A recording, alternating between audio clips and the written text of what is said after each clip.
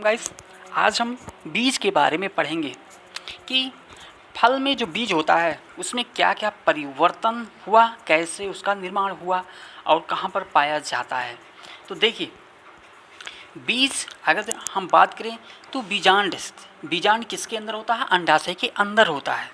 अंडाशय के अंदर बीजांड होता है और जब डिनिषेचन की क्रिया क्या होती है, संपन्न हो जाती है, तो बीजांड किस में परिवर्तित हो जाता है? बीज में परिवर्तित हो जाता है। क्वेश्चन यही बनता है कि बताइए, बीज का निर्माण अंडाशय से होता है कि बीजांड से होता है?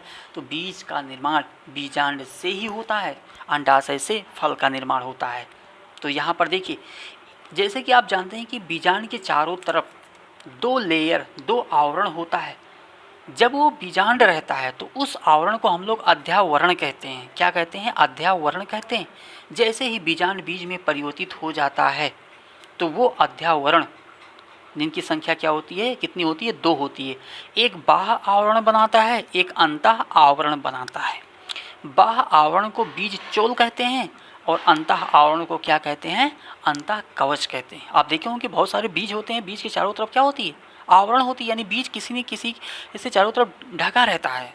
तो बीज के चारों तरफ जो आवरण ढका रहता है वो 2 प्रकार की होगी, एक बाह्य आवरण होगी, एक अंतः आवरण होगी। जो बाह्य आवरण होती है उसे बीज चोल कहते हैं, अंतः आवरण को क्या कहते हैं? अंतः चोल कहते हैं। तो ठीक है, यहाँ उसके आगे हम देखते हैं कि एक बीज फल के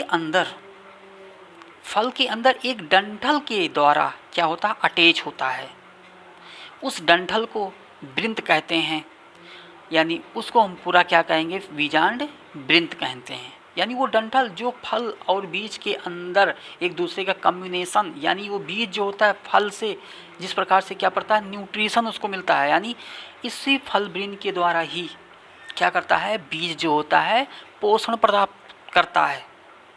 तो इस डंठल को क्या कहते हैं? बीजांड वृंत कहते हैं, बीजांड वृंत कहते हैं। और ये पॉइंट जहाँ पर ये बीजांड वृंत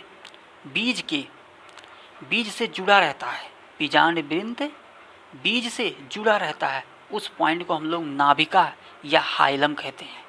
क्या कहते हैं? नाभिका और हाइलम कहते हैं। बहुत इंपॉर्टेंट होता है कि बताइए, नाभिका हाइलम किस में पाया जाता है? तो बीज में पाया जाता है। ये कहाँ पर जुड़ा रहता है, किनके बीच में होता है? बीजांड वृंत और नाभिका या हाइलम के बीच, यानी हाइलम बीज से जुड़ा होता है। तो ये पॉइंट हो गया। थोड़ा सा अगर हम क्लियर करें आपको और, तो आपने मटर का फली तो देखा ही होगा। मटर के फली में जो मटर का बीज होता है ना, जैसे ये बीज हो गया, तो ये जो भाग होता है, यही भाग हमारा क्या कहला है? बीजांड वृंत कहलाता है। और ये बीजांड वृंत जो होता है, इस बीज के द्वारा जो जुड़ता है उसी को क्या कहते हैं? नाभिक कहते हैं। तो यानी एक बीज में क्या क्या होता है? अब ये देखिए, ये हमारा पूरा बीज है और ये मैंगो का हमने क्या दिया है? एक फल बनाया है, एक सेब बनाया है, इसका सेब है ये मैंगो का। तो ये मैंगो का बीज होता है उसके अंदर है, यानी फल के अंदर होता है बीज क्या होता है? फल के अंदर होता है, फल उसके चारों तरफ होता है। ये भाग हमारा क्या हो गया? मैंगो का फल हो गया। और ये फल का निर्माण किससे होता है? अंडाशय से हो गया। तो इस प्रकार से बीज में क्या क्या होता है, एक बार फिर से देखेंगे। बीजांड से बनने वाली संरचना बीज कहलाता है। बीज के चारों तरफ जो आवरण उसे अध्यावरण कहते हैं, बाह्य आवरण और अंत्यावरण। बाह्य क्या बनाता है? बीज चोल। अंतः क्या बनता है? अंतःकवच बनते हैं। बीजांड वृंत क्या होता है? बीजांड वृंत एक संरचना होती है जो बीज को और फल को जोड़ने का कार्य करती है, बीजांड वृंत कहलाती है। नाभिका किस पर पाई जाती है? तो बीज में पाई जाती है। नाभिका बीजांड वृंत और हाइलम का कॉम्बिनेशन करवाती है। तो अब हम इसकी क्या करेंगे? रीडिंग करें। उम्मीद है आपको समझ में आया होगा। देखते हैं बीज का निर्माण में क्या दिया है आपके बुक्स में। डिनिषेचन की क्रिया के फलस्वरूप बीजांड में कई परिवर्तन होते हैं तथा बीजांड बीज में परिवर्तित हो जाता है। बीजांड किस में परिवर्तित होता है? बीज में परिवर्तित हो जाता है। बीजांड के दोनों आवरण से बीजावरण का निर्माण होता है। बाह्य आवरण से बीज चोल तथा अंतः आवरण से अंतः कवच का निर्माण होता है। बीजांड वृंत से जिस स्थान पर जुड़ता है वह क्या कहलाता है? नाभिका या हाइलम कहलाती है के रूप में बीजावरण पर उपस्थित होती है। इस भोज पदार्थ या तो बीज पत्र में या भ्रूणपोष में संग्रहित हो जाता है।